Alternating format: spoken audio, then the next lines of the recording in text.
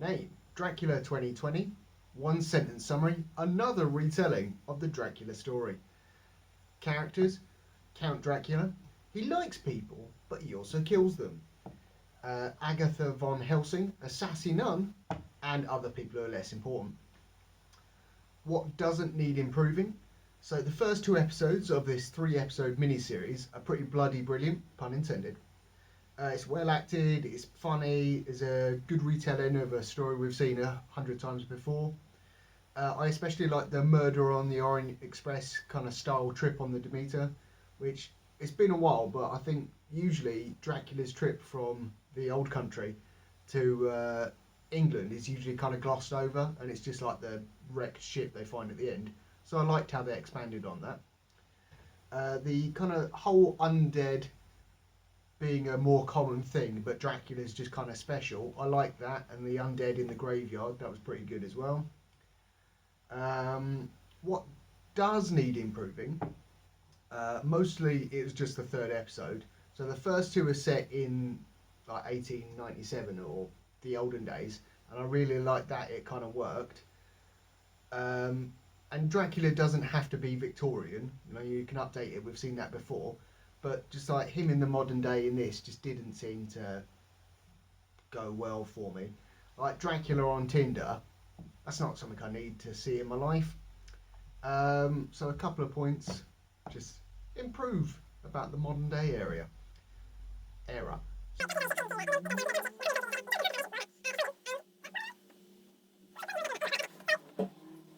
Dracula's on a ship heading to England. Ship goes down. He goes down with it.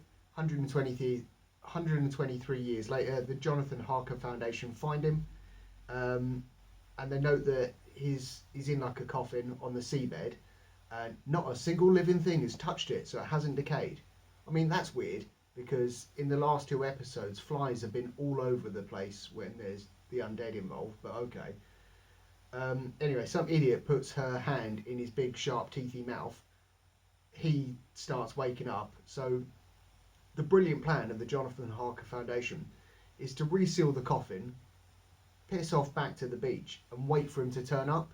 Anyway, Dracula wakes up, he walks to the beach, and then he's surprised by cars and helicopters and stuff. And I'll be honest, at the end of the second episode, I was quite surprised by that as well. Anyways, just a couple of points on that. A, when they found him at the bottom of the seabed, why didn't they just like bag him and tag him, bring him on the shore? Why did they think, oh no, we've put blood in his face, he'll probably wake up soon. Let's just leave him, he'll walk to the shore, he'll make it, he'll be fine. B, the organisation was set up after the events of the first episode by Mina Murray, who survived Dracula's attack on a convent.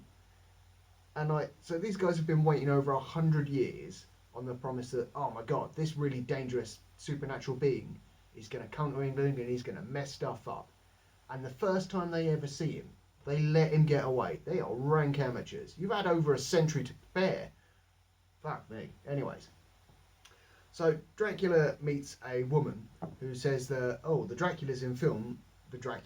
vampires in films don't have reflections. So am I to believe that vampire fiction has still got the boost it has without the fictional book or without the book of Dracula by Bram Stoker being published? Because you wouldn't think it would. It would be like there'd be no Twilight or any of that stuff without Dracula first, surely.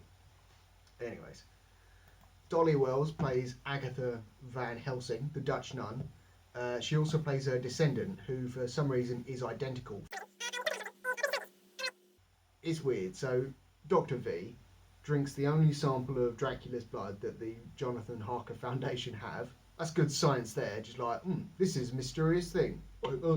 Anyways, so Dr. V basically becomes possessed by Agatha.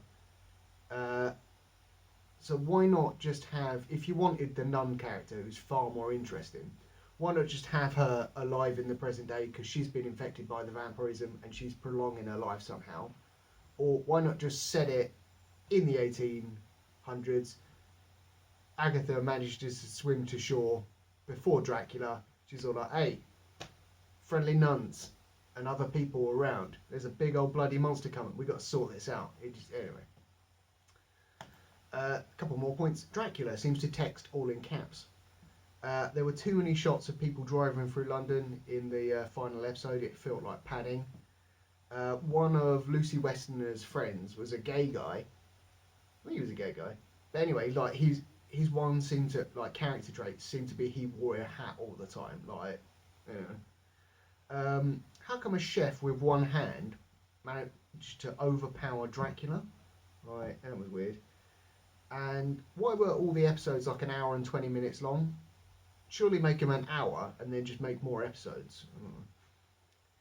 There's a line repeated in every episode that Dracula doesn't drink wine, and like that is not as funny as the show seems to think it is. Right, anyway. And Dracula's shown to be very picky about the people he drinks the blood of, because he basically absorbs them, and he can even like smell or like sense their memories or something like that before he's managed to have a chomp on them. But how come Dracula wasn't able to tell that Dr. Van Helsing had cancer, and that cancer blood would be very, very bad for him? They oversold Quincy being a dick at Lucy's funeral because they had him check his watch, like, ugh, I'm so bored. But they also had his bag packed, ready to go for his flight back home. It's like, surely just show the checking the watch or something once or twice. The bag sitting by his foot is just too much. You know? One of the first things Agatha asked Jonathan Harker is if he had sex with Count Dracula. And it just slaps you in the face of, oh, this is a modern, edgy show. Because that line of questioning doesn't go anywhere, and it doesn't, like, reveal anything. It's just like, oh, weird. It's not, yeah. The first two episodes are framed by someone telling a story. And, like, there's a shocking twist at the end of, well, towards the end of both episodes, that the person telling the story has been turned by Dracula into an undead. And maybe that was shocking the first time. It wasn't really, though, because it's painfully obvious throughout the episode. But it's definitely not shocking the second time, when it is also painfully obvious throughout the episode. Dracula is shown to have superhuman speed throughout the episodes, even when he's old and dishevelled. But he lets Dr. Van Helsing run past him and yank down a blind or a curtain, flooding a room with sunlight. Good news is, though, Dracula isn't actually vulnerable to sunlight. He just believes all the rumours about himself, which is just really stupid. Like, so he's shown that he can't enter somewhere without someone's permission. And you know, he can't, you know, be in sunlight, and he can't look at the cross, all that sort of stuff. Turns out at the end of the little mini-series, those aren't really weaknesses for Dracula. Like, he just believes they are because he's been like living this life of solitude for so long, and that's kind of stupid.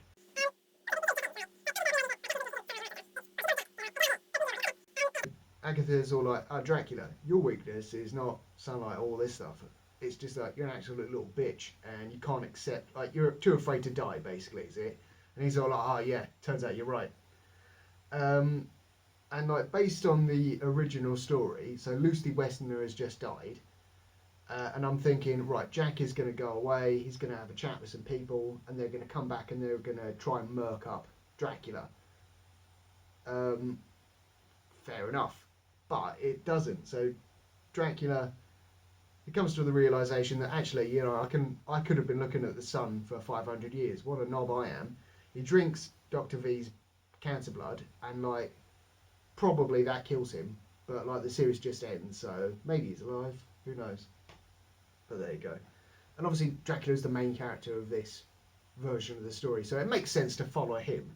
But it was also just like, oh, this is the end now. Goodbye. That was weird. Rating out of 5 beers, I give this a 3. Started out strong, but the last episode just fell apart for me. But there you go.